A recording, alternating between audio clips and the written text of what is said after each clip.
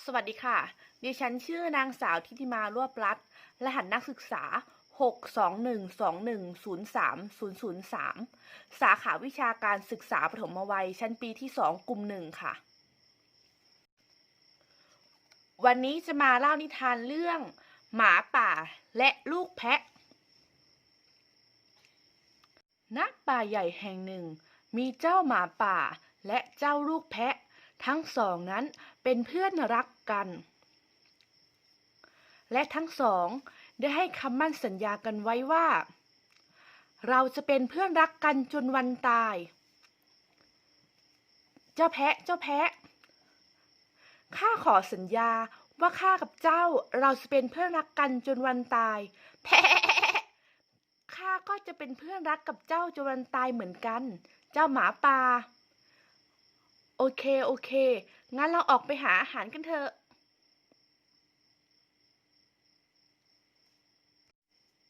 หมาป่าก็ได้ออกเดินทางหาอาหารมาเรื่อยๆ จนถึงใต้ต้นไม้ใหญ่ต้นหนึ่ง เจ้าหมาป่าก็ตกใจจนตัวสั่น เพราะเห็นเจ้าสิงโตตัวใหญ่ยืนขู่คำรามอยู่ ข้านอนของข้าอยู่ดีๆ ก็มีอาหารมาให้ข้ากินซะแล้ว เจ้าหมาป่ามาให้ข้ากินเจ้าซะดีๆ ท่านสิงโต ท่านโปรดไว้ชีวิตข้าด้วยเถอะ ข้ายังเด็กนัก เนื้อข้าก็ไม่อร่อย ตัวข้าก็เล็กนิดเดียว ถ้าแล้วเจ้ามีอะไรมาแลกเปลี่ยนกับข้าล่ะ ถึงจะให้ข้าไว้ชีวิตเจ้า เนื้อข้านะมันไม่อร่อยหรอก ข้ามีเนื้อชนิดหนึ่ง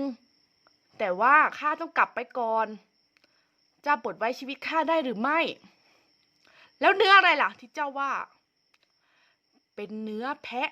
ตัวอ้วน แพะยังเด็กอยู่เลยนะ เนื้อช่างหอม หวาน น่ากินมากๆเลย ก็ได้ งั้นข้าจะให้เวลาเจ้าแค่วันเดียวเท่านั้นนะ พรุ่งนี้เจ้ามาเจอข้าที่นี่ ข้าขอบคุณมาก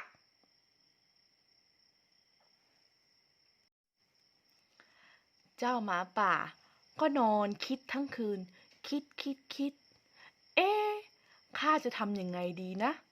ข้าจะหลอกล่อเจ้าแพะยังไงดีนะ อ๋อ ข้านึกออกแล้ว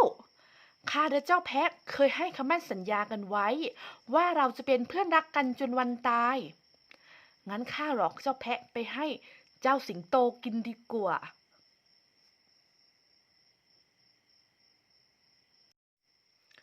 เช้าวันถัดมา เจ้าหมาป่าก็รีบมาหาเจ้าแพะถึงที่เลย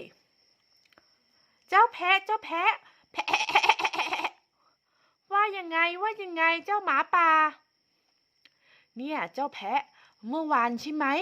ข้าได้ออกเดินทางไปหาอาหาร ไปเจอทุ่งหญ้ากว้างเขียวชอุ่ม น่ากินมากๆเลยข้านี่นะ นึกถึงเจ้าเป็นคนแรกเลย ดีเหมือนกันเจ้าหมาป่า ข้าก็เริ่มเบื่อที่นี่แล้วเหมือนกัน งั้นเรารีบไปกันเถอะ ไปสิ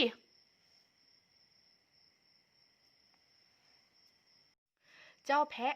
ดีใจมากรีบวิ่งตามเจ้าหมาป่ามาติดใกล้ถึงหรือยังเจ้าหมาป่า ใกล้แล้วล่ะ ทันใดนั้นเองก็มีสิงโตโผล่เข้ามา เจ้าสิงโต ข้ามาทำตามสัญญาแล้ว ข้าเอาอาหารอันโอชะมาให้แล้วล่ะ ดีเลย เจ้าแพะนั้นช่างอ้วนน่ากินซะจริง งั้นข้าค่อยเอาเจ้าแพะไว้กินวันหลังก็แล้วกัน ข้ากินเจ้าก่อนก็แล้วกัน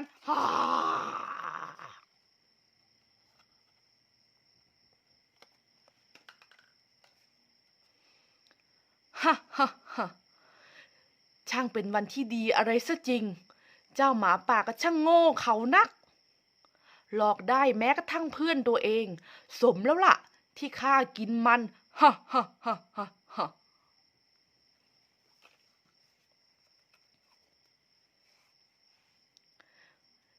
นิทานเรื่องนี้